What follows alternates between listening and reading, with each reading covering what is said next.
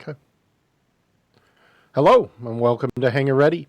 We've got a big show today talking about the 3.9 dropping into PTU Wave 1 and all the stuff that's going to be in it. And we've got extra co-hosts today because we're doing this during European time. Normally we run Hangar Ready kind of like at 8 o'clock on a Saturday. And we thought today we'd do one for Europeans. And so with me today is Jolly. Evening, Europe. Evening. We also have Turing with us. Afternoon, everyone. We have Callie Josh with us. Welcome.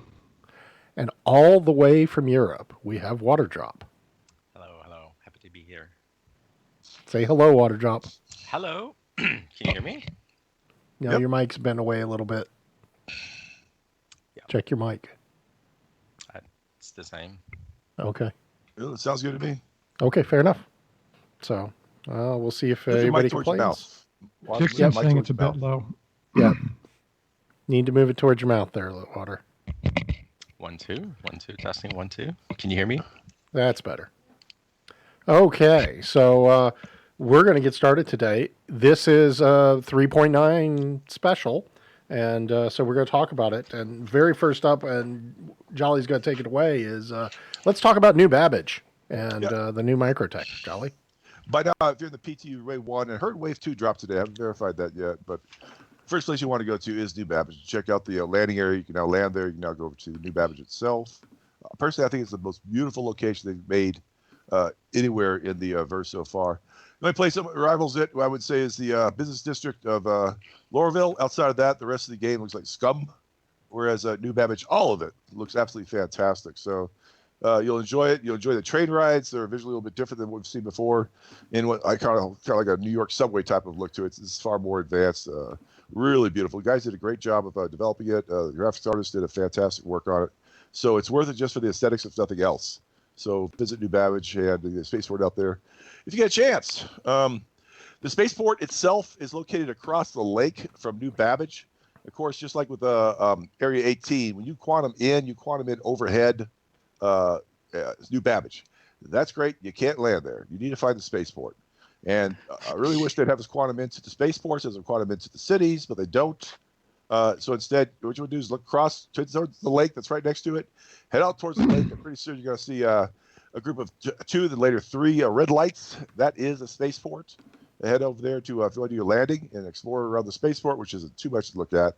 But by all means, go over to the Commons and the rest of the New Babbage to check out what's out over there. A lot of it is looks. In terms of features that are offered over there that the player can work with and interact with, they're kind of limited right now. I'm sure they'll be added more as the game develops, and they develop New Babbage a little bit more too. I'm looking forward to myself personally. The hangars, if you're at least a small ship, I can't talk to the big ships. I haven't taken one over there yet. They are side entry, so you need to come in from the side itself, and maybe on the lakeside, and maybe on the opposite of the lakeside, just so you're aware of that. And it's one of those you go straight in as opposed to lower yourself down. Actually, I think it's a little bit easier, I thought, to get into the hangars that way than it was trying to nose myself down and make sure I don't hit anything on the way in. So no qualms with that one. I kind of like the design that they put in there. And I can make the comment. Hold on 1 second. I took off in a Karak from New Babbage last night for the first time, and for us to pick up your Pisces and pick up a rover that Turing was in, and it went real well. It wasn't, but it is, you fly up through it through the skylight method. But it wasn't unreasonable to get into and out of. Go ahead. It wasn't as easy getting your Carrack back into that thing last night. I'll tell you that. So. Oh wow. Yeah, it's easier going out than it is coming back. It's really a tight fit coming back in.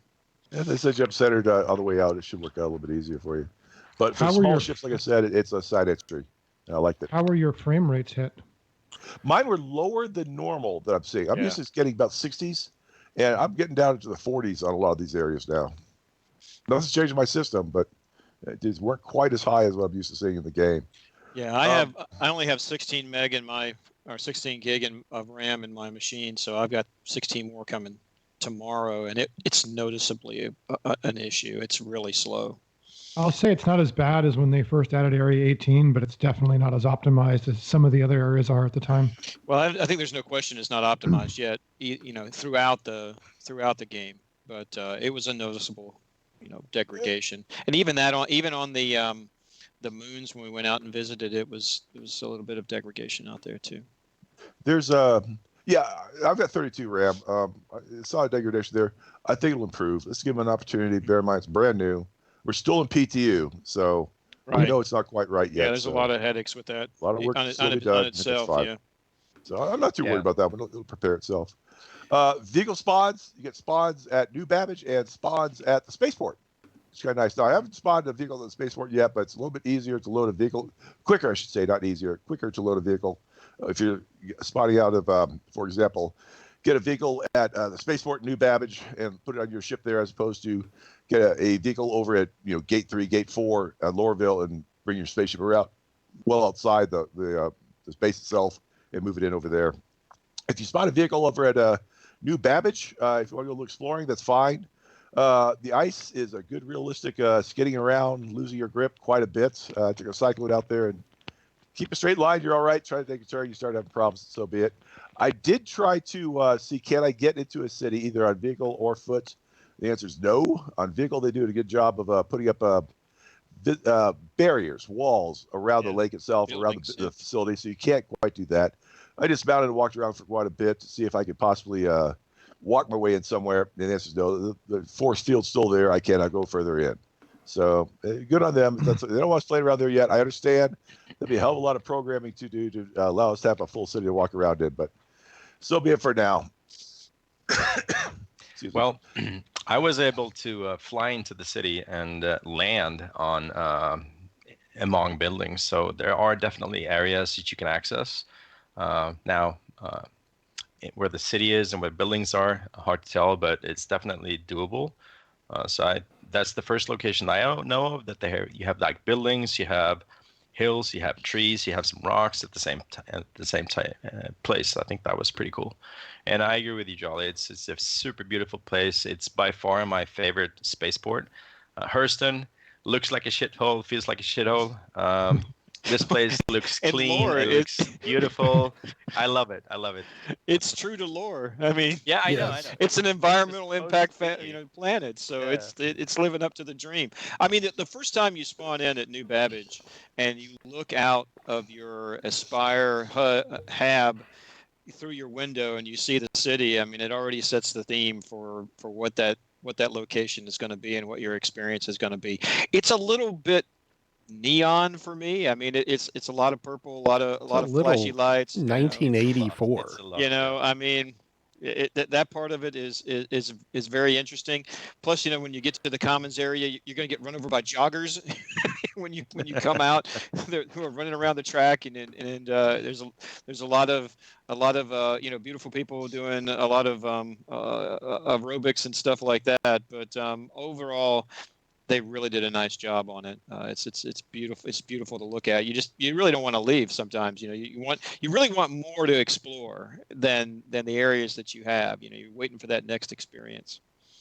Those trains reminded me of Elon Musk's Hyperloop and what that might be like. Oh, yeah, me too. Yeah, Space Mountain is what they remind me of. Space Mountain. It's a little fast. Actually, I think the train ride is a little bit too quick because you don't get a lot of opportunity to look out of the windows and see the experience before you duck down into the tunnel or you're out. So I'm looking forward when they open up the segment that goes up to the mountain, because there's a mountain observatory in the back of New Babbage, and there's a subway or a train track that runs up to that too. So that'll be neat. I haven't taken that one yet. Now, speaking of going outside, going to visit other areas out there, walking around. Well, I was in the. I purchased the way back for the CitizenCon. I think it's called Novak suit. It's a cold weather suit. Go down to minus 225 degrees. There's a helmet that doesn't go with this undersuit, which is an undersuit as opposed to pieces of armor.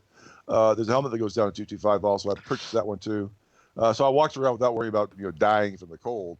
But the temperature I was walking around, it was minus 85 Celsius. So pretty darn cold. You'd have to be equipped appropriately. That's a nice change they made. Well, I'll say it's a nice change they made in the gear. It now has a temperature rating. No matter what you're wearing, it's going to have a temperature rating from minus X to plus Y as what you can do. What I have noticed is the heavier the gear, the greater the range it'll cover. It'll cover the colder and hotter. And light gear will go as cold or as hot. I would think that if you wanted to have cold weather gear, heavier armor would be better. Hot weather gear, lighter armor would be better. But I know there's some hot gear out there. I have not put it on yet. I haven't tried it out. But just seems to go counterintuitive to say, heavy gear is good in hot weather. But so be it. Except you have the backpack, which is like your mini power plant and cooling system and things like that. So that may be what they're thinking. But you would think, leather armor better and warmer, heavier armor better and cold. But it's Mox Nix really. But you need it. You definitely need it. You definitely do.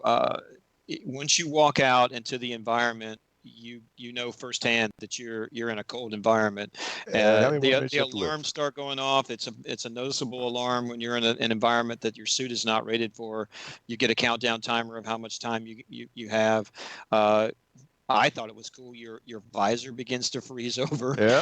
Everything begins to be affected by the environment. And if you get away from your ship and it was easy to walk out and you turn around and you're in a headwind, you got a world of hurt trying to schlep it back. Wind effects are really cool. You have to do that. And we saw last night with Jay when he decided to take inappropriate armor out. He came back into the rover and he was literally, the armor was all frosted up. Yes, it looked like the he was outside. freezing to death. And then slowly but surely it all defrosted. I thought, great job of the developers adding that graphic to the whole thing. He was like a frozen popsicle. That was before he decided to take the take the dive into the methane Yeah, we'll lake. talk about that one in a bit. Yeah, we'll get to that one in a little bit. Here I am. I'm like, Dad, hey, son, don't run into the lake. No. Yeah, there's more than that. It started off, you yell, Jay, the water, watch the water. Okay, I'm not going to worry about it. I'm up to my knees. All of a sudden, plop, there goes Jay's body dead in the water. He looked like a fish that had popped a bladder. I mean, he just flipped. Yeah. Looked right there and then sank down. It was hilarious. Well, from our end, it was. We Yes. Well, it was hilarious. The only problem, that middle note, Carrack emergency respawn seems to be borked. We'll have to test that. Yeah. Have to test that again, but it was borked last night for me. I couldn't get back into the game. So, but we decided to check out your armor. Okay, one more thing to add to your calculations there is take a look at what temperature ranges it will cover. Okay, most game was covered by normal armor you've been using all along. Don't worry about too much. MT, you have to add something special to that. I'm sure as they have more planets, as you open up more systems out there, there's be some hot planets out there. You're going to want the gear for that type of stuff. Just keep an eye on it. I also noted not all of the gear has a rating yet. For example, some of the subscriber gear I have does not have a rating. So I'm sure it'll happen eventually, but for right now, lower priority for them. They'll get to it when they get to it, but take it out, take a look at it if you get an opportunity to do so. Now, I'll be honest with you, though, the idea of a spacesuit having a rating of temperatures, it's a is complete BS. I know. It's kind of counterintuitive. Yeah. I mean, seriously. What? Part of game. It's in the future. Let's live with it. In the future. Maybe it's related to how much power it has, how much thermal conductivity it can prevent. So on that note, though, it's space, Josh. I know. I'm just saying. Yeah, on the note of armor, though, if you bear in mind, if you do spawn in New Babbage, just be advised that the shop there, you can buy some armor, but there's only one armor that's available and no weapons more than the multi-tool. So it seems to be a very low, it's just I wouldn't say gun unfriendly, but less equipment. We'll see if that changes. There's center mass. You can buy all your a pretty good portion of your hand weapons and ship weapons. The only armor piece I found was the Max Flex rucksack that you use for mining. And the white set. I think it was the pub set. Only the white pieces. That's what I found at least. Yeah, I didn't find that, but in summary, New Babbage, beautiful location. Beach love drugs seem to be the way. That and the health diets and running around on tracks. But definitely worth checking. Running around on tracks is nuts. Come on, Jolly. You want to go to the bar and dance. I know it. Right. And there's music, guys. There's music. Babbage. Yeah. Get a little cocktail. Mm-hmm. /dance. It's definitely techno. Techno. All right. I'll take your word That's for all I it. pretty much want to say about New Babbage. Like it. They did a good job. So, Turing, anything you want to add about New Babbage? No. I mean, I think it's a really good place. No. Completely agree. Josh? I was pleasantly surprised at how nice it looked. I was pleasantly surprised that it was more efficient than Area 18 when it first came out, considering all the things they added to the game. And it was just a nice change of environment, and I think they nailed it. They nailed the dirtiness of Hurston, and they nailed the pristine, clean, beautiful world that New Babbage is. I agree completely. And our corp is somewhere in between. And our Right. corp is somewhere in between. Yeah. Water?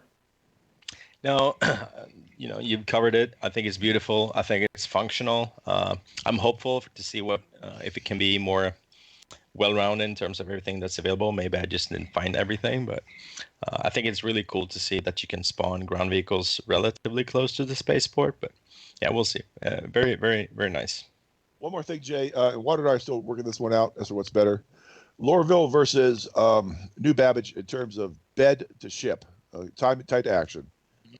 Yeah, I still think it's Lorville. Water thinks it's New Babbage. I don't know. We haven't figured it out yet. Yeah, I have to. We There's have an to extra test it. I elevator think it's. involved with, I get the sense Babbage. that when Lorville you need to take 2 trains, right?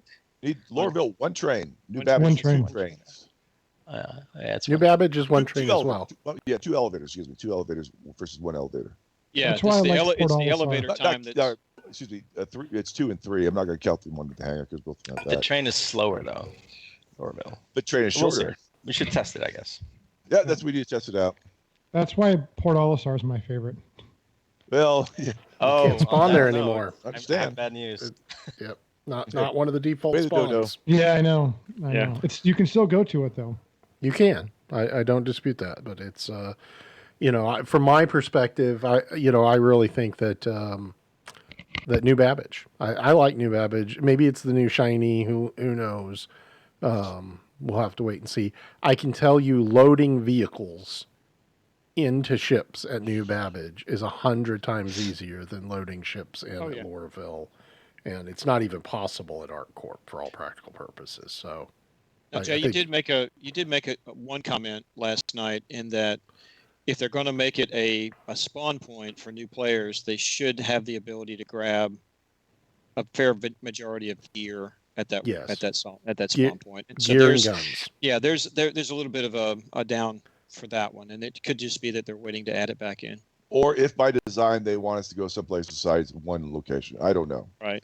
And Water, we need to recheck the kiosk again. I was there last night at New Babbage ordering up a ship, and I only saw 4 kiosks to get to a ship. Maybe there's more around there. I didn't see them. I only saw 4.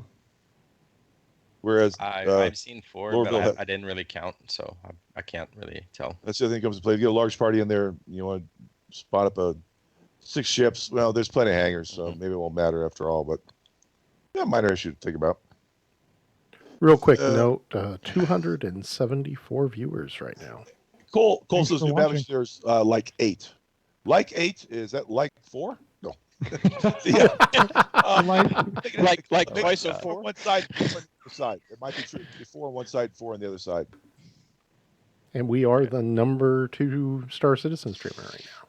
Wow, amazing. What do we got to do to get to number 1? I'm kidding. About 600. So I don't think we'll make that tonight. But I meant what do we have to do on this show to I be think we need Oh, to. oh. And Jagger could start pressing some buttons again. No, we need to ask Twitch chat for help, guys. This is how this works. Twitch chat. Yeah. Tell all your friends. Get on Twitch. yes, Get on come Twitter. come guys. look at I the have 5 guys talk Check about the Star link. Citizen.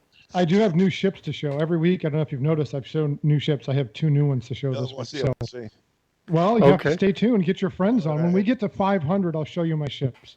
Oh, Wow, that's an incentive. oh. Okay. With that, moving Keep it in the along. pants. Look there.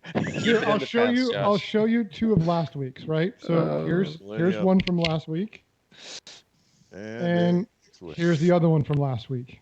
Oh no, that Right. Yeah. So I have 2 more from this week that have been not revealed on this show yet.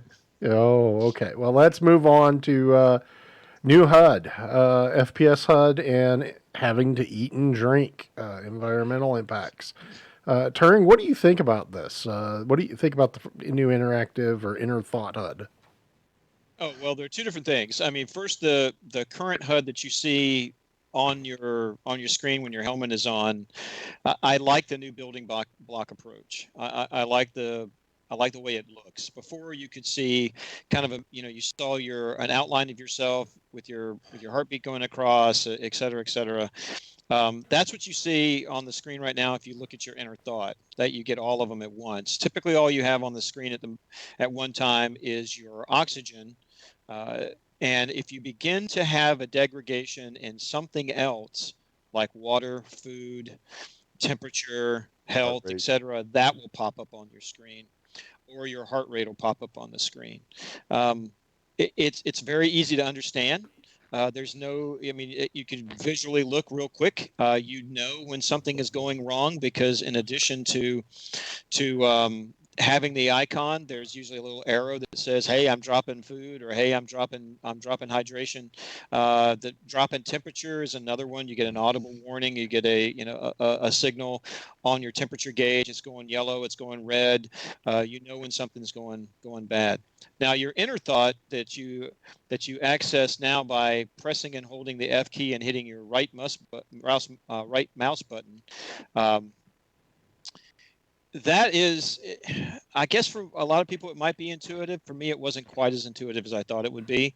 However, I did like the feature that once you've done something, it kind of adds it to that inner thought. So like removing and donning your helmet, once I did that one time, it was there on there. It's there forever. It's there on the inner thought. So now all I have to do is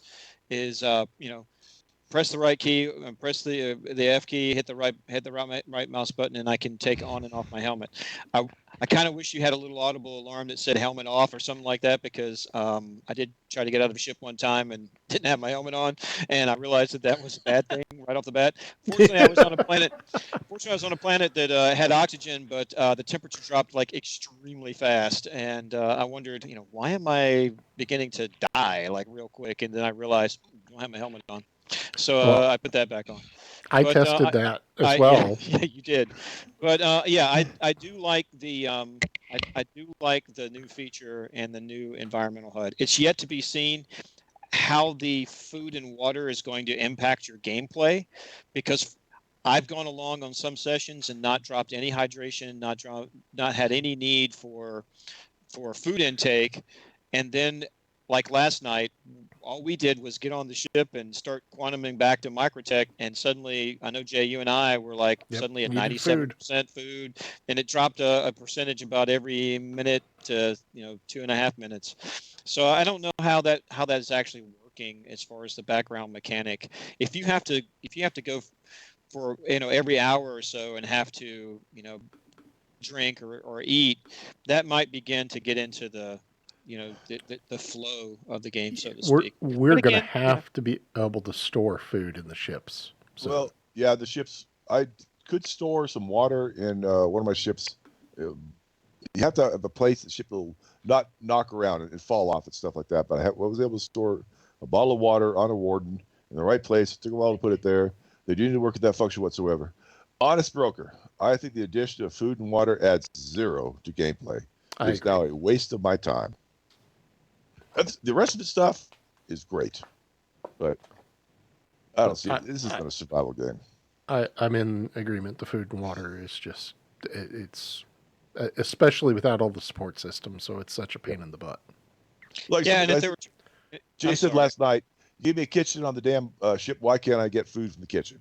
Exactly, and water. Exactly. So, Josh, what do you think about the food and the new HUD? I like the new HUD. Mm-hmm. I hadn't seen any streams on it. I jumped in it in Evocati, and it immediately popped up when I went outside that I think I had like 12 minutes of survival. I was like, ooh, that put a certain sense of urgency in my mind of how much time I have and what I need to do to fix it. Now, I was just in the base suit. I didn't have anything else on. So I really like that. It added a sense of, I guess, like I said, some kind of urgency to it.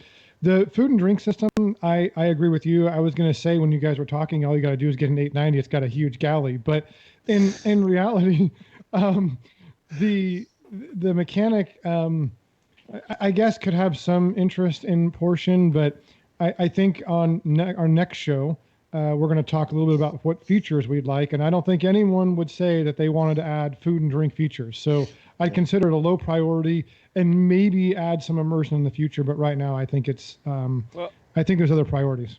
I'm just looking at it from the standpoint of when you get ready to do no kidding exploration and you have to be away from a spaceport for any length of time because they're building ships. The Carrack is a great example that is built for long-term deployment, long-term, exploring in a system. Okay, so I've got to take cases and cases of water and food, which may be by design. Don't get me wrong. I mean, if that's by design, okay, I got it. But I don't think it adds anything to the experience other than, okay, I mean, I've got to make sure that I take enough MREs with me on my trip in order for me to everybody get back from the bunker and grab a bar on the way back into the Cutlass Black and hydrate up before we hit the next bunker. I'm not sure that really is something that I want to have to worry about or think about when we get ready to play. Yeah, I mean, that's why the Carrack has cargo space. Yeah, and I was just going to say, Jolly, I don't even mind if you had to plan and say, hey, you're going to be gone X amount of days, your body needs X amount of whatever, and it takes up X amount of cargo space. I would be okay with that, but actually having to interact with it and do it. But you've got to go down, and you got to go down and get out and get your stuff out of the cargo bay, bring it back up and distribute it out to the crew. And if I have to do that like every hour of my gameplay, that's ridiculous. That's ridiculous. I mean, I can't do that. Now, there is an aspect of gameplay which I do support in terms of food production. Okay, the Endeavor, if you want to do farming on a base, that is absolutely a good part of the game. But I could sell that product just like I could sell any other product that is either manufactured or mined. We don't need to have it created so much to the point of, are we going to starve off half the verse type thing? We don't have enough farmers in the game. That's not interesting at all. I think farming is a good occupation if you want it. If that's what you want to do with your Endeavor or your base, great, do so. And you should be able to sell those products, ag supplies, whatever you want to call them, food, I don't care. Yeah, now that can be done without this aspect of the game. Now, Coal Hunter, I think brings up a good point. Doesn't need drawbacks, and that's true. I'm okay with it adding buffs to me. I'm okay with it doing that. Okay, I take this and I get something a little bit extra for a while, and then that wears off. What do you think about that? I think that would be a better compromise. I think it'd be a compromise. Yeah. And then it's left up to the player. Do I want to take that, on as part of my loadout? Because it takes up space. I mean, if it was taking up space for me putting ammo on myself, or taking other things that I need in order to accomplish the mission that I'm going to go accomplish, okay, I got it. I don't see it doing that. I see it taking up, maybe an inventory slot somewhere else. Maybe in the future it will. But if I get just the buff aspect of it and not the negative drawback, then that's a trade-off that I can live with. That's a trade-off I can work into my planning. And then because if I forget, then it's okay. I'm just stuck with my current, vanilla experience, so to speak, and not getting the extra added qualities. Water, what do you think? I mean, is a burrito and hamburger diet just too much? Should have some European pasta. No, I think I'm still keeping an open mind. I love the fact that they're bringing environmental stuff into the game, like heat and cold. I think that's good. If we don't really know what the intent for food and water. For example, is food and water going to help me, stand the cold and heat? Is that going to be effective? So I think if they tie it into survivability, it would be cool. For example, medical gameplay. We don't know enough about that. Is there something I can eat or drink that will help me heal? Is there something that will, give me, can I create something to eat that's expensive that will give me an advantage in combat? I think it's a lot of things they could be doing. I don't know if we really want to have a deep game design into food and drink, but I could see some possibilities to make it a little bit more interesting than just you need to have food and push a button or whatnot. Because I can agree with that. If that's all it is, I don't see it being fantastic addition. But if it's integrated into other game mechanics, then maybe, right? But it needs to be toned down because there's so much stuff to develop in this game. So yeah, I'd say it's going to be, because if you look at the food and the drink, if you get the more detail on it, it will tell you what the advantages and disadvantages are for eating that product. Some of them include boost immunity. There's nothing needed right now for immunity, but it could be. There's, helps with hydration, helps with stamina, things of that nature. So they are already thinking about that aspect of it and how it's going. Because you could eat one of the Whammer burgers, and it's going to it gives you a lot of energy, but it also makes you extremely thirsty, quicker. So those type of things. And I guess boost, go ahead, John. No, a stamina boost, like you said. No. Yeah, but if it's going to kick in, and it may just be, again, just like we've seen in a lot of other aspects of it right now, we have to go back and roll back the Mr. Peabody's machine. It is an alpha. They are testing, so therefore the effects are going to be accelerated in the testing aspect of it in order for it to be experienced sooner and quicker, and therefore the mechanics tested and errors discovered, et cetera, et cetera. That doesn't have anything to do when it's going to be the final finished product. So yeah, I really think what Cole Hunter said, and Turner, you expanded upon greatly, is it's going to be a plus. Okay, it's an optional gameplay for me. Just don't make it I have to do type of thing. That's I think exactly. I think I support it from a logistical standpoint of planning and understanding, and maybe what ship you choose. But having to interact with it on a regular basis outside of that, I have no interest in. I mean, it's like Ark at this time. You start getting thirsty and hungry, kind of thing. Yeah. So, but Ark's a survival game, so it is. That's my point. Is it's a survival game. But it's almost and maybe they'll turn that dial back after they test the mechanic, hopefully. But it's for 2 hours of gameplay to need to worry about food and water, and the ability not to carry it. It'd be one thing if it was stocked in the kitchen, but to have to worry about having it shoved down in your armor and using space up that way is suboptimal. And I agree. The flip side is that groups that are organized, like I don't know, maybe us, will have a huge advantage in that, because we'll have we go do a big org op, and we're going to make sure that we take the right supplies with us, and that somebody's watching out. And little orgs, they're going to have a harder time, in my opinion. Yeah. So if commissary operations are for you, we have a job for you. Yes. Fable Flock, The Crusader commissary ship. I need one. Hey, I do know that. show that ID card when you go in. Yes, definitely. Fable Flock, that's a question about Slaughter 42 is going to exist in that. Honestly, I've not heard anything at all. I would expect not, only because it's not the PU, it's not the verse type of game. Right. I think they're going to put it in there. I think for sure. What were you about to say? No, I was just going to say that the first time I spawned at New Babbage and I saw these counters, like, oh my God, there's food and water here. I'm going to need some of these. So I bought 3 water bottles. I bought 3 food things. And then I was like, where did they go? And then I looked down on the floor, and the floor was full of food, because I was not the only one who had been buying stuff and not being, throwing it away. There was no way to stow it, from what I understand. Yeah, there is. I managed to eat there is. We did last night when we went to Port Olisar to Casaba and got the water bottles. You can do it in your inventory. Okay, I did test it. I did test it later on when I was on the Carrack and began to lose hydration. I got up out of the pilot seat, went around, and pop the top of it. The one thing it will happen though is once you start drinking from that bottle, you can't store that bottle back into your inventory. So you have to wait until you're watered. Stuff. You can only store full stuff. So and once I put it on the counter, it just went right through the counter and probably off in quantum space somewhere.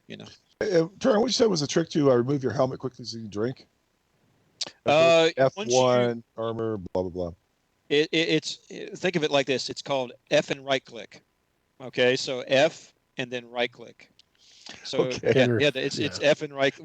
We laughed about that the other night when we were trying to explain it to this guy. It's like F and right click, and he's like, "Hey, wait a minute, I'm just asking a question. Why are you getting so upset with me?" It's push F and then right click, and it'll come up on that wheel that you see, your inner thought wheel, and all you gotta do is click on it, and it just removes it right away. Great. But you have to do it manually one time, I think, before it adds it to the inner wheel. It might not, but it's just real quick to do it. But you'll get a message if you try to drink or eat with your helmet on. It will tell you can't do that. It X's out that that function on the food or drink, you can't do it. And, I mean, there is one aspect to that. If we had some guys sitting in space, for instance, who were escaped out of a ship, you have so much time to get them, which I guess is realistic. okay, but oxygen take care of that aspect too, though, Josh. Well, right. It's Because true. we're going to die of lack of oxygen before we're going to die of lack of food and water. By far. Yeah. Dick brought up a really neat point. It's an opportunity for those damn vending machines that are over the game to actually have a function. They Yeah. need to add Unfortunately, they Ben's don't. noodles. Yeah, I mean, at the end of the day, it's not so bad. So, well, before we move on to our next topic, I want to say thanks to QI, Ingalls Chatton, and Dolly Alpaca for following us. Thank you, guys. Hope you're enjoying the show. New people. And for the new followers, I'd like to point out that Jay is the worst man in the world with names. I So am don't Yes. get awful. Please do not It is. pronounce. I am the world's worst person when it comes to names, and I readily admit it. I slaughter them over and over and over, and eventually I'll talk to you long enough and hear people use your name that I'll start to get it kind of right. But if I don't talk to you for a while, I'll mess it up again. So Jay? it's Tuffelhunden. I'm just trying to get him to stop putting a G in mine. That's all right. That's all I'm saying. Yeah, that's true. I'm awful. I'll admit it. Okay, moving on to segment number 3. Jolly, you've got one of these, right? The Prowler? I do not personally own one, but I spent a lot of time in Evocati flying around in the Prowler. I'll tell you what, in my personal opinion, it's the most beautiful ship CIA has ever made. I mean, aesthetically, unbelievably pleasing. I mean, great ship. I was blown away once I found the way. And by the way, it's a pilot seat, left side entry. There's a little, looks almost like a door. Just that's how you get the damn thing. Get yourself to the pilot seat. When you sit down, you power that puppy on, and the opaque cockpit screen comes transparent. It's great. It looks absolutely beautiful. I mean, I was really impressed with the darn thing. There's a picture that's during Evocati. This photo was taken during Evocati. Look at the red lights and how much they disrupt your vision. Now, that has been improved. I've not checked out the most recent patch. Floated around, probably the most recent patch, I should say. I've been flying around that patch, but not in a Prowler. I've been told that it has been improved dramatically, but they started off horrible. I mean, really bad. I couldn't see squat out of the windscreen, so I'm glad they adjusted that one quite a bit. The dashboard you see below, that's actually virtual. And it shows you all the information you want to see. What I liked a lot about it is when you bank left or right, the dashboard will bank left or right with you. Right. And it looks really cool when they do it. Oh, wow. I wouldn't mind seeing more of that in other ships whatsoever. I know it's a alien ship, so I give it some special abilities over there. But it's good. Please look at the HUD layout on what's there. That is identical to what you find in, if you go back to that HUD display. No problem, Jacqueline. That's the same layout you find in the Carrack and the Pisces, which is still the best layout for HUD I've seen in this game so far. Hopefully all future ships are designed with that type of stuff, and they retrofit the other ones back to this type of layout. All the information you really want in a HUD is displayed right there, and it's a very big plus to end up developing that one over at CI. So good design. I say that as a flyer. So good job by them for giving me everything I want to see on my HUD. So, Jolly, one question about the HUD then, because it's been in the Gladius for quite some time. Having the words to say gear and versus a symbology that your gear is up, how do you like that? I didn't bother me at all. I got a You dot. don't have issues with Dot. that? That's the one thing I've heard is the issue with it is instead of having an indicator that my gear's up, like a light or something like that, I have to actually read the word that says gear with the little symbol by it. You got to read? My God. Oh. Yeah, I mean, Man, hey, you know. You can read, right? No, that is not. The additional information is worth because of space. They have to take up the down symbology that's there for gear down. No symbology if gear's up. I don't mind gathering back that space. If I get gear over here, I get to see a dot. It's obvious. I can tell is it up down, ESP up down, G-lock up down. Got it. I'm happy with this type of stuff. I like that layout for that HUD, big time. But that's just one good display on it. Now, when you talk about the negatives behind the Prowler, let's talk about the positives first. Personally, in my opinion, it would be the #1 ship to attack a space station with Marines. It could offload we've come to a conclusion, I think, a dozen Marines at once onto a space station, into the space to attack it. That's absolutely fantastic. It is stealth, I'll point out. Please note this thing is meant to be flown in space, not in the atmosphere. I took one off of Lorville, excuse me, at 6,000 meters up. My max speed of max velocity was 100 meters a second. That is real low. This is not something you want to have in the atmosphere itself. In space, magnificent. The drive, the quantum drive, bear in mind it's a stealth drive. It's grade C. It is crappy as hell. I did a comparison. Let me find it real quick. My notes over here. Compared to an Aurora, it was 8.6 minutes to get from Lorville to Crusader, as opposed to Aurora, which was 4.8, I believe it was, minutes.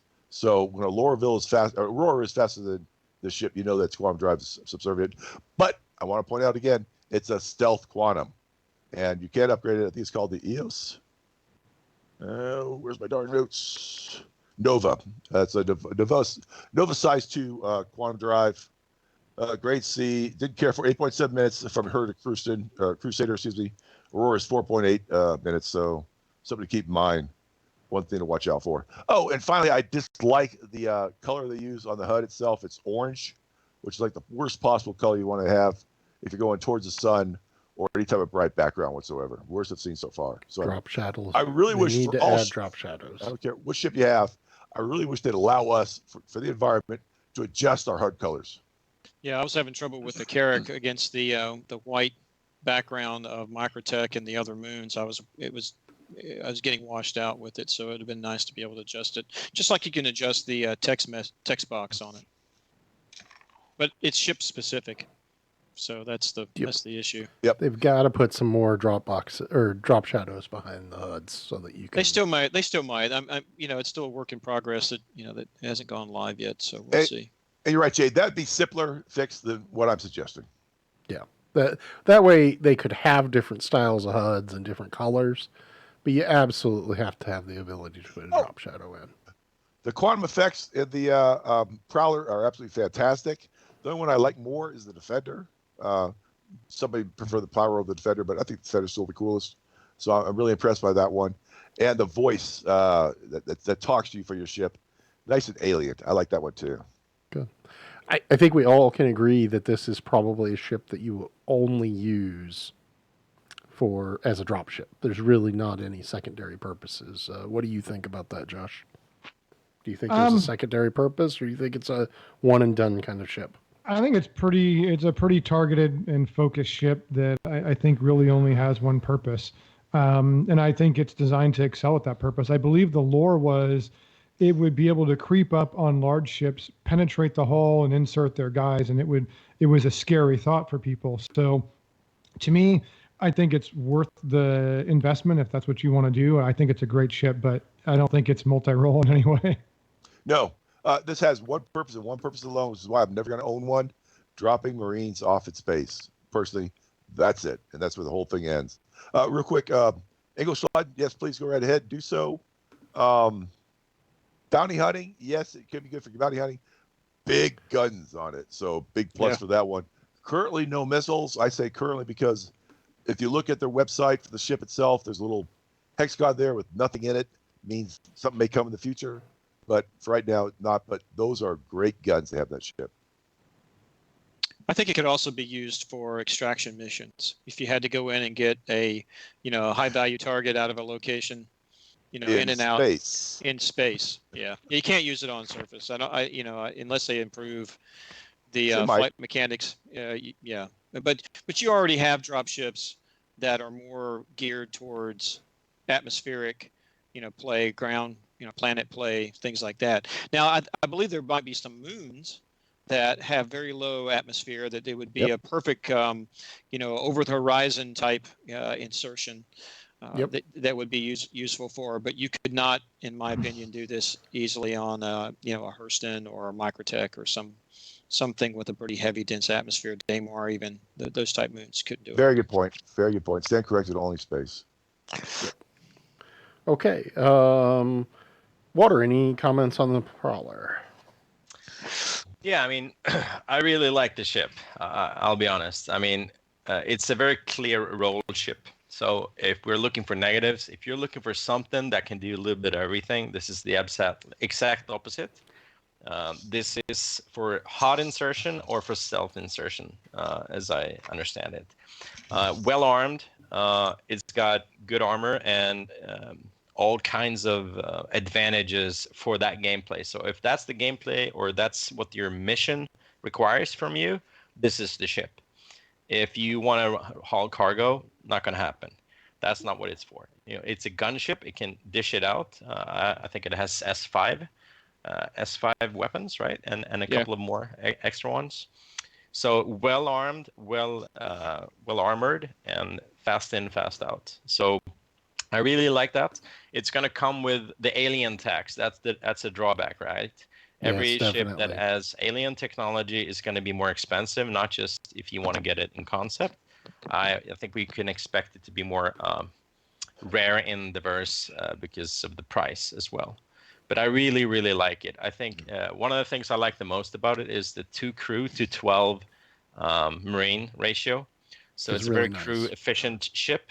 And if you're planning big ops that have, integrated warfare components, like you need, air to ground support, and you need infantry, and you need combat air patrol, and you only have so many people. So it's really effective in terms of the roster if you're going to plan something like that out. So for that reason alone, I think it's a very clear value there for me. Good point. It's a 2 to 12. Yeah, so Cole Hunter was saying that it's been tested. The HUD turns off at EMP. Does that include your ability to see outside because you're using the cockpit cameras to see outside once you get EMP'd? I would say probably yes, if that's the case. I would think it turns it off too, but I mean, it's not that big a deal. I can't really do anything anyway. Yeah, okay. Until I get my power back. Yeah. So the camera does get disabled. It's confirmed. Thanks, Cole. Appreciate that. But the weapons are if you just they're S5s. You got a pair of S5s you own. The turret owner has the S5. Default is 4, so don't bother upgrade it. You got S4s going on the thing default. S3 upstairs the turret. Gimbal them up, and I'm sorry, I'm a crappy fighter pilot. I'll take a gimbal mount any day whatsoever. Well, it's S5 gimbals that are on there, so you get size 4 gimbal weapons, and which is but you could upgrade fantastic. Well, you could do fixed 5 if you wanted to, but I'm like you, Jolly. I can't hit the side of a space station with fixed weapons. So okay, and that's on a good day. So let's talk about prison, because there's this new game mechanic which I have not had to experience yet. I'm sure it's only a matter of time before I kill somebody accidentally and then have to spend hours in prison. But accidentally. Hey, it's accidentally. I kill my wife in game all the time, and I promise, I don't mean to run into a ship that spawns right in front of us 100 meters out at full speed. I think the judge should be Chris Roberts. I don't know. We called the elevator at the same time last night, and Jolly accidentally just died. One prime dead, not that far away. Hey, I'm not the one that went to go mining in a cave and dropped a grenade on the floor and killed a bunch of people. I'll just point that out. That was not me. But, Yep. I haven't experienced this. I know Jolly has played with this game mechanic quite a bit. So the first thing I want to do is I got to go to prison a lot of times. I get a good criminal record going. I think it's very important to check out that aspect of the game. And so I showed up right there. And I have not gone to prison. Most recent patch, one before that I did. I try to go to prison every patch. It's not hard to do. You have a nice level 1 crime stat, so you don't spend wasting your time. Just find some comma rate, become a felon over there. If you want to get killed off, just start shooting the comma rate. The cops come around, they'll kill you. Okay. Yep. What happens is you wake up in prison, and it's a great way to test it out. Do so down the PT time to it. You wake up in prison. You're in prison garb, which is in yellow. It's kind of ugly, but so be it. You're supposed to stand out as a prisoner. Bear in mind, you're not a prisoner. You're a guest. Of Chrysler Industries. Yep. It's like I've done a Target or something like that. Welcome guests, And there's right there. Real quick, stay on this picture for a bit. That is the prison outfit itself. If you'll notice, I'm actually in Everest Harbor. Is one of the bugs they're working on, but I still have my gear when I woke up, or when I finally got out of prison, I should say, doing my time. Good man should do. And if it does happen to you, it's not a big deal. Log off, log back in. You'll be back to your normal gear, and it works out pretty well. We've had times where you wake up like that, you don't have your own personal gear, you just have the prison garb, so that's bad. The other times I've heard you wake up and you still have the prison garb in your inventory, but not on you. Yeah, good or bad, I don't care, one way or the other. Not something I normally want to use anyways. Once you get up out of bed, work your way down, the prison's basically a mine operation is what's going on down there. You can check out the center cost. That's right there. The kiosk is down there around the center of it. Places to sit, etc. What do you want to do? If you go down to the kiosk itself, go to the display of what your time to remain is. I forget what I called it, Jody. I did for a level 1. There it is. That's the there it is. There it is right there. I did only a level 1. It's about 25 minutes what I was sentenced to for my crime. Now I can sit there if I want to sit down, get lunch, come back, and my time's up, and I go back to play the game. Other option you have is to go ahead and log off if you just don't have time for this. The counter will keep counting away as you're gone. So if you have 11 hours you've in prison time, call it a night, come back the next day, and don't worry about it. You're free bird once again. The other option is go mining, which is what I do advise. This is FPS and hand mining, looks like everything else that's out there. How much time the mining will take off from you, it depends upon what type of rock you pick up and how many you pick up itself. I went out, just picked up about a dozen rocks, so came back, dropped it off on the way out the door, and there it is, the ore deposit right there. Just go up there, say I deposit these rocks. It ended up taking the rest of my sentence off, which was only about 10 minutes at that point in time was left. I don't know if actually I gathered more rocks than I needed to or what the case would be, but it works out pretty well. If you're in a hurry, you don't want to lose out anything, go mine for a while, get rid of your time that way, and it works out big plus. Just to know the mine itself, it's a one-way in. You'll come forward, it'll say mining, go to the left, go into the buy it. There's a commissary over there right now. In the game, last I checked, when I woke up at prison, I had my mining tool with me. Eventually, I believe you're not going to have it with you. You're going to have to go by the commissary, pick up your mining tool a bit, and then go into the mines. In the mines, there's not oxygen, so you're going off your own O2 tank. Keep track of that, so you're aware of how much time you have left before you need to get back out. Do your mining. It's a one-way door out where those ore deposit boxes were out. And once you're outside that, you're clear to press on. Check how much time you have remaining with the case of B. When your time's up, you'll be notified, hey, congratulations, guest. You've returned to being a citizen once again. Go through out processing, and you'll leave there, take an elevator. When you wake up, you'll wake up at Everest Harbor. At least I did every time. And back to normal gameplay. Gear back, press on. Clean slate. Okay. Anything to add, Turing? I tried it today, and I did exactly, the easy way to get to prison is just go to a commissary. If you hang out within a few minutes, you'll get a one-level crime stat because it's trespassing. Start, opening up on the commissary. The cops will come and will blow you up. I mean, there's really no way to escape it. I wound up. Again, I had my mining tool already on me. It told me to go to the commissary and pick it up. When I went down there, they were out of stock, and I said, well, that's kind of strange. And so I decided to actually check what was on me at the time, and it was there. I never got to the mine part of it to mine my sentence away, and here's the reason why that happened. I went into the area and was immediately killed by another one of the players with their mining tool. Seriously, I walked in because you have that ability now in these mines. It's a free open. If they want to kill you, and he's just adding to his sentence. I'm guessing, but I it don't doesn't know if matter. that's the case. It doesn't matter. So then I woke up again. So I said, okay, well, maybe it was a fluke. I got down just about ready to go into the elevator. Everything turned black again, and I got killed again. So I went back the third time. I woke up. I went down to the little kiosk area, and it says, you got 19 minutes or something left on your sentence. And I said, good, I'll come back in about 20 minutes when I'm done. So I sat down on the bench and just waited. And then once that happened, I think you do have to go check the central console to know how much is remaining on your time. I don't know if it goes off while you're actually working, and the you get a notification that your time is up, so you need to start looking to see at that every once in a while. When I went through the out processing area, again, I woke up at Everest Harbor, still in my prison garb, and whatever I was wearing in armor before when I got captured was no longer in my inventory. So I know that they're still working that part of it out as bug wise. Yeah, I did experience the kind of continuous loading screen that is currently an issue council error report, that when I went to Everest Harbor, it just stayed on that. I had to go back to exit the menu and come back in. So there's still a work in progress with it. I think it's going to be fine. I'm just worried that you won't be able to experience the mining part of it because they'll just start killing you. So maybe because I did a lot of mining was Evocati. There's not a lot of people playing that, so I haven't the problem. I do know that's happening. Real quick, how much time for how much infraction? We don't quite know yet. Obviously, we have level 1, 2, 3, 4, 5. Level 1 felony, comma ray.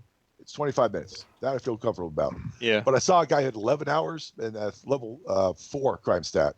I don't know if what type of infraction do you have? I mean, is this really a serious level 2 or a non-serious level 2?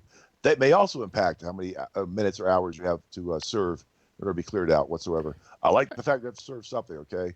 If you're a turd, bugging people, you're a griefer, you're going to pay for it eventually and pay for it a long period of time. You stay away from the game or be a mining fool for still a long period of time. So that's a big plus itself. The flip side of that is that it's so easy to pick up a crime stat on accident that the griefers are just going to go and live in prison where they can kill you with the mining tool.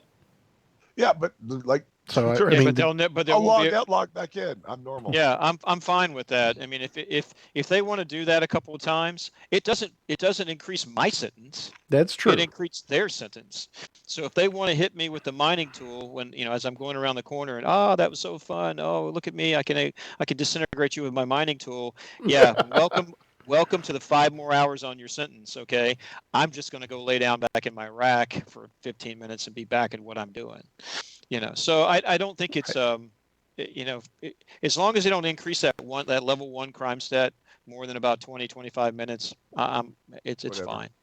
I have a question about the prison mechanic. It's actually a 2-part question. One, if I do something to someone and there's no cops around, do I still go to jail if I die? Not right away, no. Okay, but if you get picked up later, you'll have a wanted level, right? Yeah, right now, the only way to go is you actually have to be killed by security forces, and I'm not sure about bounty hunters. I think there might be a bug right now that bounty hunters can't do it, but right there too. Yeah, but right now it's you have to be killed. So there's no surrender mechanic like they've talked about before. But Josh, your question is, if I do something bad, I don't go to jail right away. There's no automatic. The only automatic thing I know about right now is if you try to pad ram, your ship will be impounded right away. Okay. So my second question is a bigger sort of fundamental question that is pushed to the future. I don't know if they've answered this, but let's say us and another org have a conflict, which we know is going to happen. And let's just say this happens to be in monitored space. Who's the bad guy and who's the good guy? We're all bad guys. Yeah, so unlike some MMOs and et cetera, where you can declare war and you have the mechanic where you've declared that, once that would mean that the mechanic of them tracking that kind of war declaration would have to be in yet. Whether that's going to happen in the future or not, I don't know. It's possible. But right now, if you encounter that, if you're doing it, then you're committing homicide. Yeah, and you are getting crime stats as you do those sorts of things, unless you're getting fired upon. Now, if you get fired upon first, and they go red to you, then no. But whoever initiates it will get the crime stat. I see a fleet engagement and one saying, "You shoot." No, you shoot first. It's kind of like a standoff, Well, and if I'm in a party, roll out our champion. Yeah.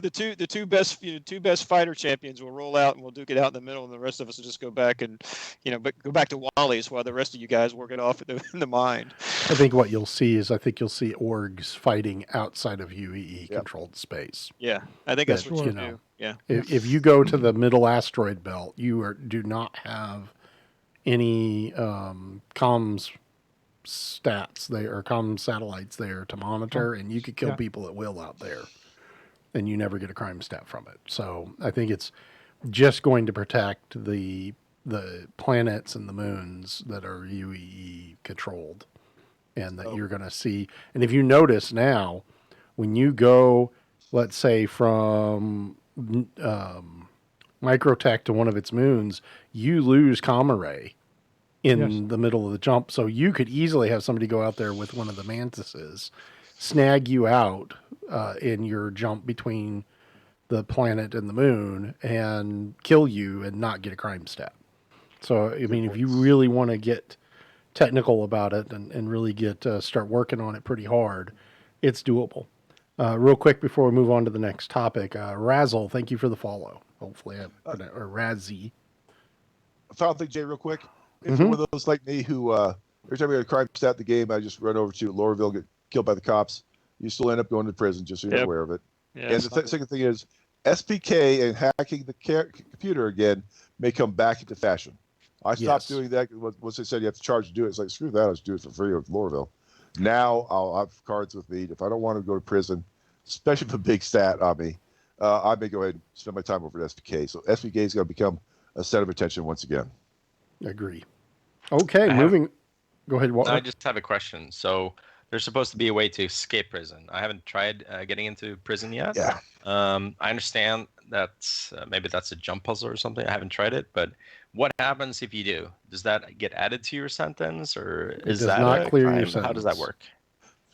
It doesn't clear your sentence, and so if you get stopped again, you get thrown back in jail. I The don't next know if time it adds. I die, if I die, do I wake up in jail Yes. again? Okay. Yes. That's my understanding. I don't think it necessarily adds to your prison. It may. I don't know that. But I do know that you then have to get one of the cards and go to SPK and knock down the wanted level or crime stat.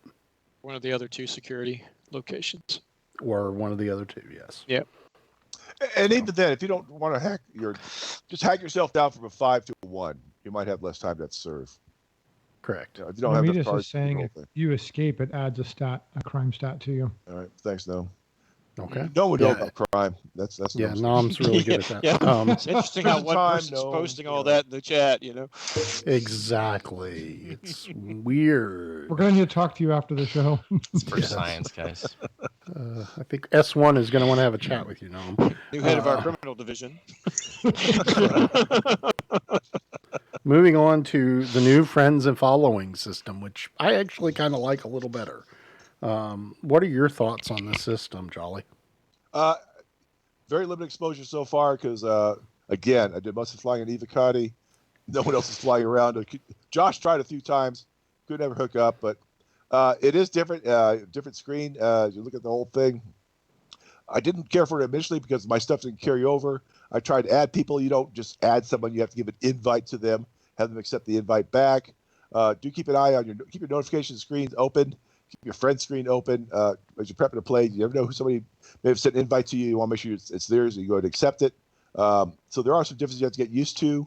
I have been told today that indeed they're importing your contacts you had previously in 3.82 over to 3.9. If they do that, I haven't lost the 250 contacts I have. I'm happy. I'm not going to complain whatsoever, and I'll adjust it off of that. I don't know yet how to get rid of contacts again, other than through the RSI website, if that's one of the options. That's mostly going through the game in case I have to drop somebody to add somebody new. But it's a learning process for me right now. I can't say I'm an expert on it whatsoever. They're going to have to add more. They said they increased slots. the friends list to 800. They did. Yeah, they did. It's still not enough, though. 6,600 members of the organization. I need more. Well, what you need is an ability to tag, your membership and have them, in a list that you can see. Yep. That you don't have to add each individual. Now, one of the things, if you thought it was one of those mechanics that will get rid of the handshake process where I send an invite and you accept it and things like that, this is not it. You still have to go through the two-step process of sending the invite, and the person on the other side has to accept it, etc. I did find, Jolly, that you can go to Spectrum and you can scroll down and see all your list of people, and that's a good way to do your maintenance of it rather than going into the RSI site, because when I went into the RSI website, my scroll list only went down so far and I couldn't see it any more than that. I would have to actually go in game, scroll down, and start writing down people's names that I know are either no longer in the org or out or something like that. Go back into the RSI website and then eliminate people. So I think you can do the maintenance from the Spectrum page, and it will be a lot easier and a lot quicker. I do like the layout because you do get a notification right away up front on the same splash page of who's in and who's not. I don't have to click another button and try to see, are they online? Are they ready to go, et cetera, et cetera. And the party piece of it was it wasn't intuitive right away, but once we figured out, hey, you just need to right click on people and you add them to the party just like you would in game. That worked out fairly well too. It's just right now there's some bugs in being able to send invites and people get invites, and if you have to reset your account, you lose all that ability, et cetera, and you have to redo it all over again. But I think once it goes to live, they may have some of that fleshed out. Yeah, I think there are a couple of things that are fantastic about this. First of all, if you're in game, like at first menu, and you add somebody, they actually show up and you don't need to restart the client again. This is a big blocker that used to be the issue, right? Both people need to add each other, and to get like 40 people into the same party to go and do an org op, that was very painful. That's easier now. And maybe we should explain, I don't know if there's any CIG people watching the stream, but why is 800 not enough? Well, the only way to get into the same party currently is to add each other as friends. And if you play it regularly in a big org, you're going to find new people that you play with a lot, which means you need to add them as friends all the time. And that leaves a long trace. So if there was a way to add to party people who were in the same org, then we wouldn't need as many friends. And one of the things that was an issue before is when you go into the game and you open up the contacts in your Mobi glass, then it always lists every single person I've friended, even if they're not online. And that was super painful. It was like this long list and you couldn't find people. So I think there's a lot of things that needs to be done. I think a distinction between being friends and being in the same org so we can party up simple. Make partying up as simple as possible. But again, I'm keeping an open mind because I know they're going to do more things about the social support and the org support. So hopefully this gets addressed in the future. Yep. Really good step. All right, Josh, one of your lights went out. What was my over-under? 63 minutes? Where am I at? Did I make it? Yeah, you're Dang. 32. Yeah, that's why I don't go to Vegas. Nomidius points out a really good thing. When we did the party launch, you no longer have to hit that left bracket. It auto pulls everybody in. So whenever the party leader goes, man, I'm telling you, that was fantastic. That was nice. It just auto launches right away. That's the kind of stuff that we need help with. Like, make it easier to party up fast to get into the game fast, also for bigger parties.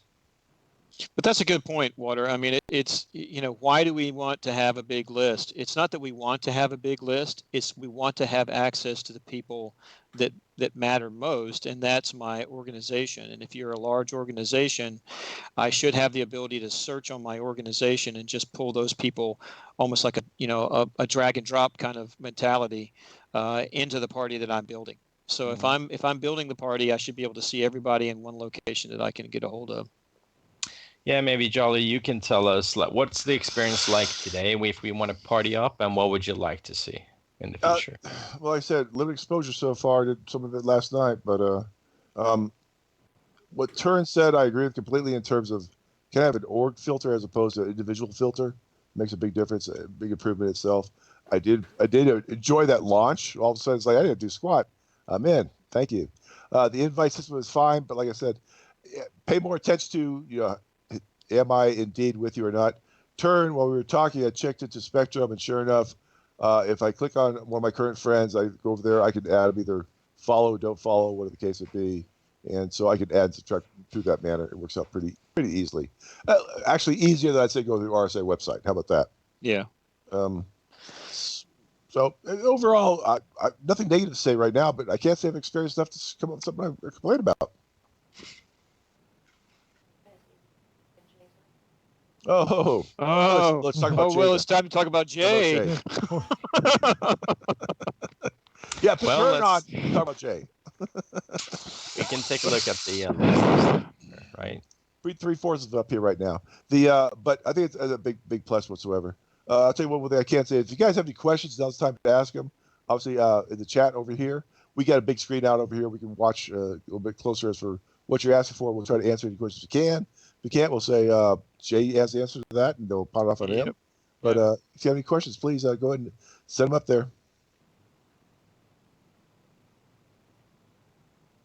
Well, we didn't. Yeah. Go ahead, Josh. Oh, I was gonna say we didn't quite reach 500 Oh, members. wait a minute.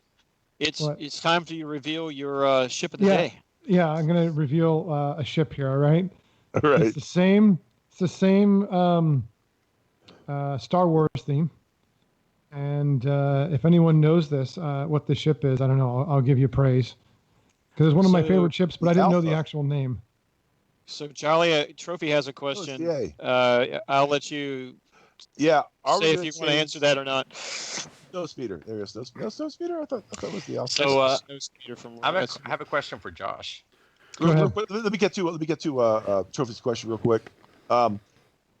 Probably it looks like we're going to. If you watched Jay last night in his stream, he went through some new iterations of uniforms that match a little bit better than the heavy had previously. So it's something we're considering. I would advise you for right now, don't go jumping in and buying uniforms if you don't already have them. Obviously you do. You're stuck with them, so don't worry about it. We'll wait and see what Jay comes up with as for what's going to be the final set of uniforms. I took a look at them.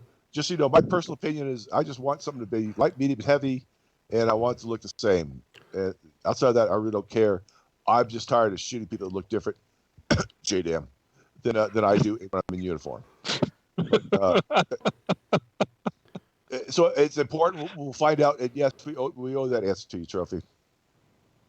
Just want to say, sorry, I'm back here real quick. Hold on one second. Azuzu, thank you for the follow. And sorry, I had to take a little bio break there.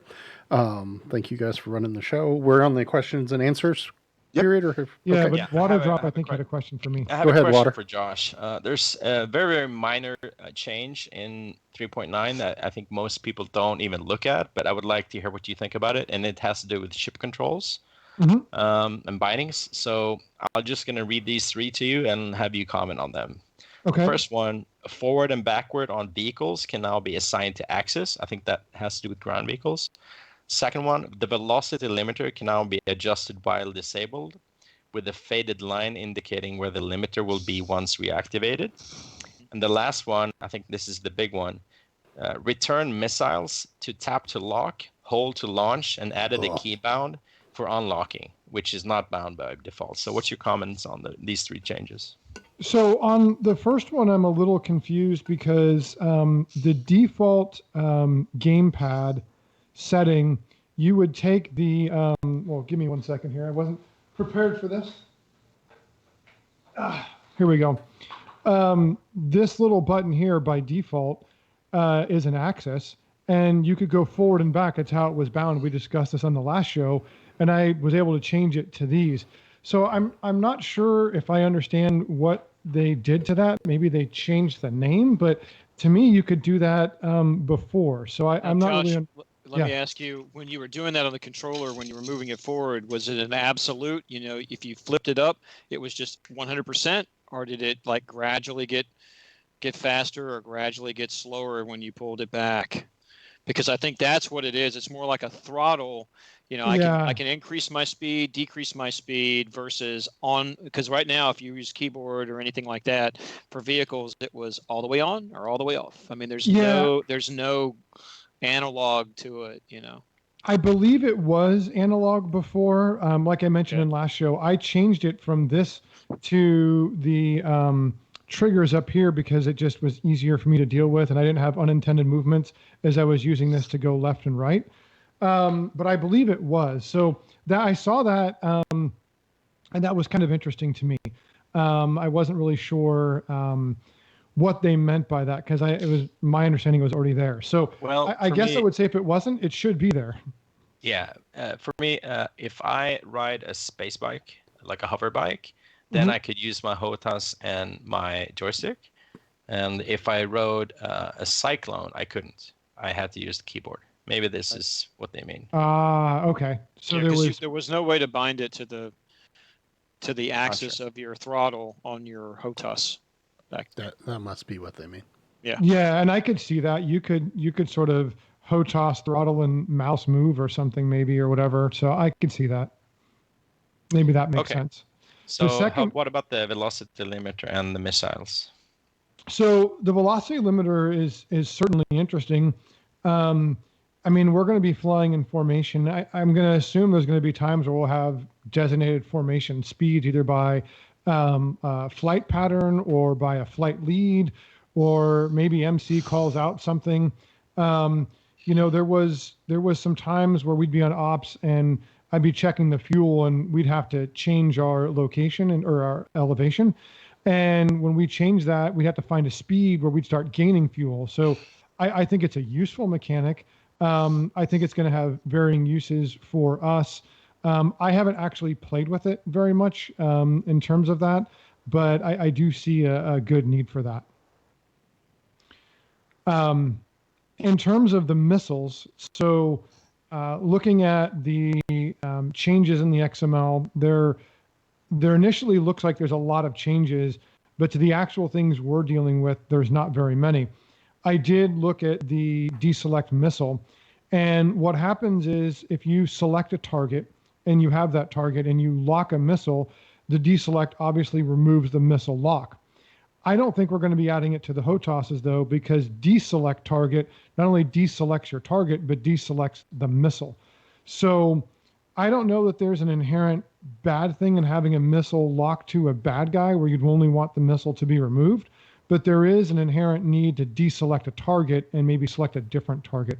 So I think it's a potentially useful feature, but I think you can accomplish the same thing by just deselecting the target. Hey, Josh, help me out then, because previously the game, 3.82, you can deselect a target. I think it's O is the default. 0, yes. Yeah, 0, excuse me. 0 is the default. So how is that different than what they've added right now? I can deselect. So if you have a target locked and it turns red, right? That's just a locked target. And with 0, you deselect that target and you no Right. longer have a locked target. Right.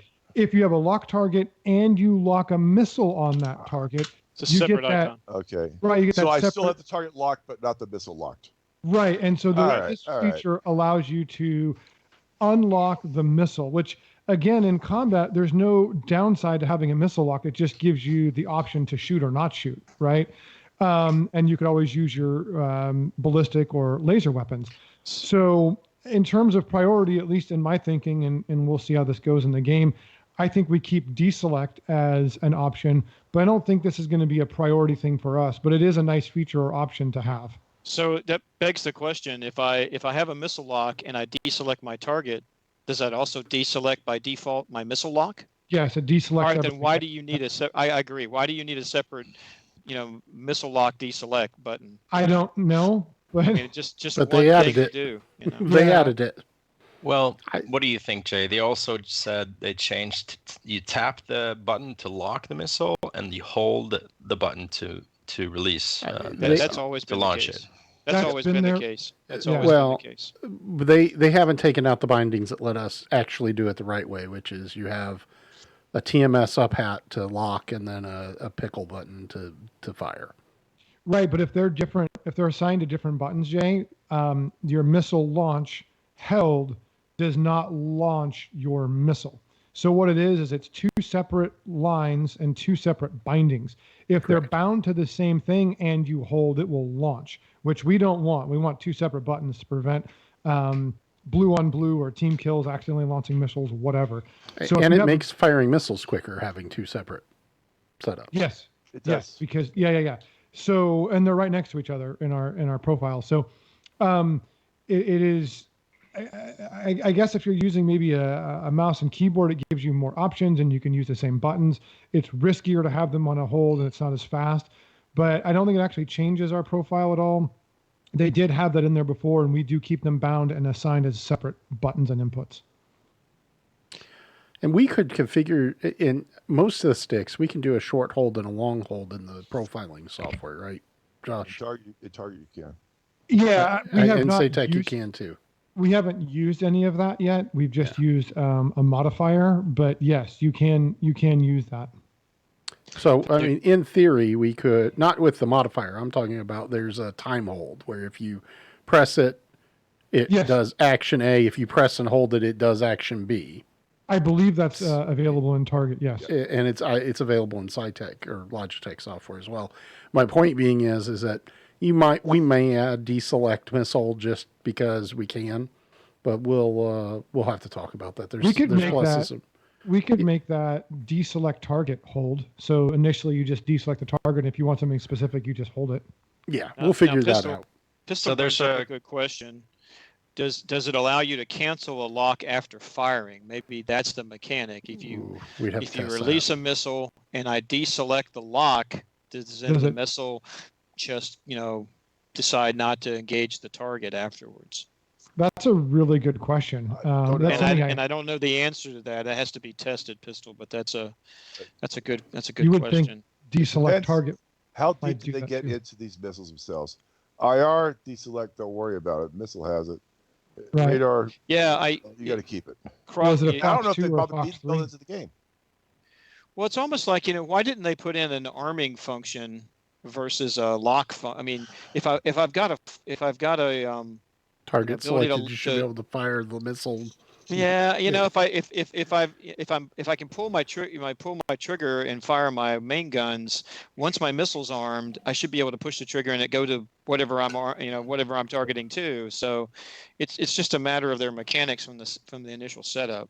This is what happens when you have non-pilots or sim pilots design your combat systems. They Yes. do silly So, stuff. if there is anybody from CIG listening, I would love to have a conversation about the way things are being designed and whether we go to a system base or button base. And right now, we've created a system, and we've talked about it before on this show. And we're trying to organize things logically so it's easier to train. The problem is if you have everything assigned to a button, you're going to run out of buttons. If you use a certain system base, then you could have like a data management system that lets you go into a certain HUD or a certain function and use an up, down, right, left select key to make changes. So we're getting more buttons. This is the first time I've seen in a while they removed a section of buttons they had to do with the not the quantum but the jump drives and some other items.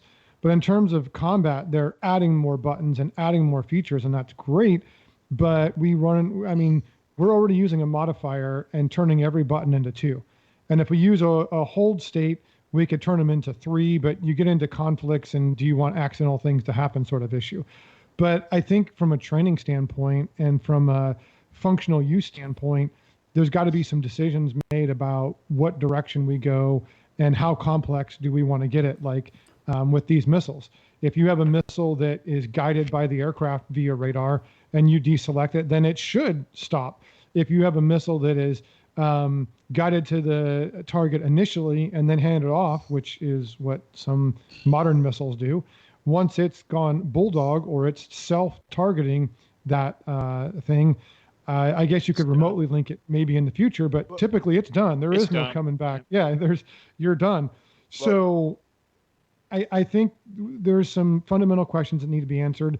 I would love to be able to work with that team and talk to them, but it is like Jay said, there's some very obvious things that are being shown and done that show that there's a lack of knowledge in certain areas. Lacoste asked the question though, and I don't have the answer. Are all the missiles fire and forget? If they are, then who cares? We're happy either way. Currently they are. I think they Yeah. are. The one that could be the non-fire and forget would be your cross section, which would have to, unless it's guided by onboard radar. It appears to be guided by which onboard. it is. All 3 of the varieties are fire and forget right now. So, yeah. Just want So a we quick have shout out to Ben Boy and Cade. Thank you guys for the follow while we finish answering viewer questions for the next few minutes. Go ahead, Waterdrop. Now, there was a question in chat that I think we missed, and the question is, in short, can you missile lock multiple ships if you want to? And can you prioritize that? Can you prioritize a specific ship for missiles while locking different ships for guns? Nope. So, to answer that question, I want to get back to something that they did a change to. I think it was in this patch, pinning a target and cycling your pin targets. Which I think is great because you're going to need to organize and prioritize your targets. Right now, you can only select one target that I know of, and you can only lock a missile to the one target. Now, If we had a systems-based thing and we had a radar and a MFD that let us see, and you had a slew option, which is something we could talk about, you could use a track while scanning like feature, which allows you to track multiple targets while scanning for additional targets and lock those targets. And in today's modern world, and I don't even know if this is new technology, this has been out for some time, you could lock multiple targets and launch on multiple targets very quickly. So I think it comes down to what game mechanic they want and what kind of systems they're going to orient. And the benefit of a systems-based thing is if you have a targeting pod that lets you see something, you can then slew that with your slew button. And if you switch to something else, you can use your slew button to do other management systems within the game. So you have, depending on what screen you're in and what function you're in, you have different types of universal controls. And I think that's the type of thing we would need to get to lock multiple targets and to put missile locks on multiple targets. You're 100% correct, Josh. The only thing to keep in mind is how much they will make this a simulator as opposed to a space 100%. game. I want it to be a simulator. Yeah. But the flip side is if We you know, don't we explain, know you're on that end of the spectrum. yeah, but if you don't explain how the systems work, you can't, you in trying to develop your own, it's much easier in my mind to know how an advanced modern system works and then dumb it down than it is to create something from whole cloth that doesn't have a rhyme or reason to it. Right. And I agree with that. Could you guys explain, what do you mean by system then? So this is getting into the topic we want to talk about in the next show, at least for my add-on. I'll give it a little precursor here. I don't know, Joni, can you bring up a lightning pod picture? That may take her a while. She doesn't know what that is. Okay. So from what we're talking about here, a pilot in the military would take a year just to become proficient at flying a jet, right? Starting off from scratch to get into a jet. I think it's about a year. And then from there, you begin to learn weapon systems and the type of systems that are on an aircraft. But what works in that is, think of it as you have one system that lets you target and see stuff. You have another system that lets you manipulate that information. And you can customize what you're doing with those particular features. So if I have a targeting pod, I can see it in white hot or black hot. I can do an optical lock on something. It shows me the exact location of where I am. I could hand off that targeting lock to another ship. The main thing you're getting at here is one of the reasons we have piloted ships now, and not just everything is AI piloted, is you have very complex systems. You have to recognize your target. So if we got ground guys on the ground, okay, and they're in a fight, and I'm a fighter pilot, and I'm up there trying to give them close air support or CAS, I need to be able to distinguish good guys from bad guys. And yeah, having triangles that say green or red is very helpful, because at least if you're going to shoot something, you're shooting the red thing. But what if the red thing is a tank that's killing my guys? I need to specifically attack that tank.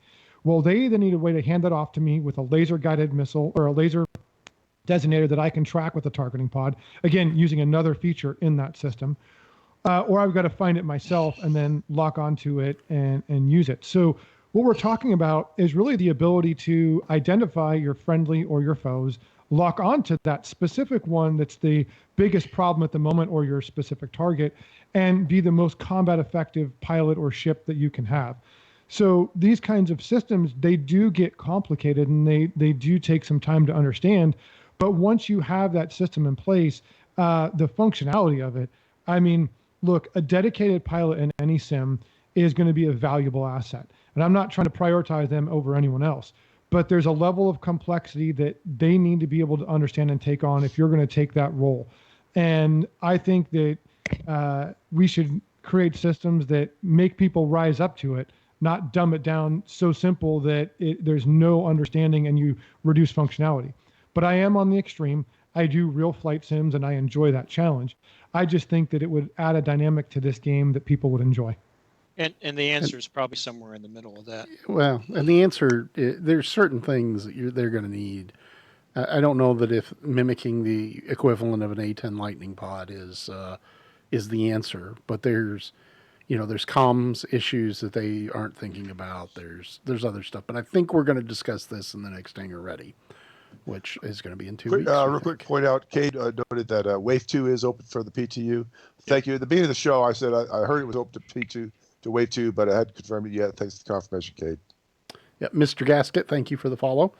So I think that we're almost done at this point. So any final thoughts, Jolly? Only to say, Cole, you're wrong. That is not hovering. I have hovered enough in my life. That was garbage. They be dead forever. Good show, Jay. Thanks. Thank you. Turing, anything you'd like to add? Wash your hands. No, great show. Looking forward to 3.9 going live. Lots of stuff to test out. Lots of new functionality. Love the new HUD and the new environmental stuff. Definitely. Callie, Josh, anything you'd like to add before we close up for the evening?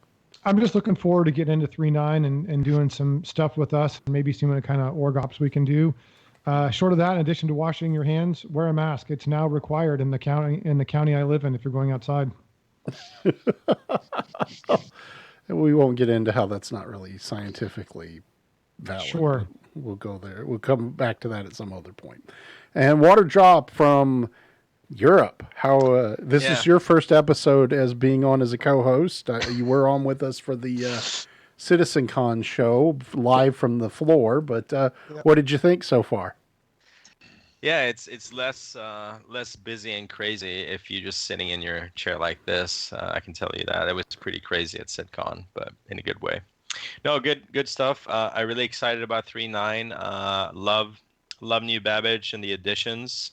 I'm really praying to Chris Roberts, Almighty, every day that we're going to get a stable 3.9. That's all I'm hoping for Christmas. Or the immediate Christmas in a day or so. But yeah, thanks guys. I enjoyed being here. Definitely. So guys, it was great to have you guys on for a daytime Hangar Ready.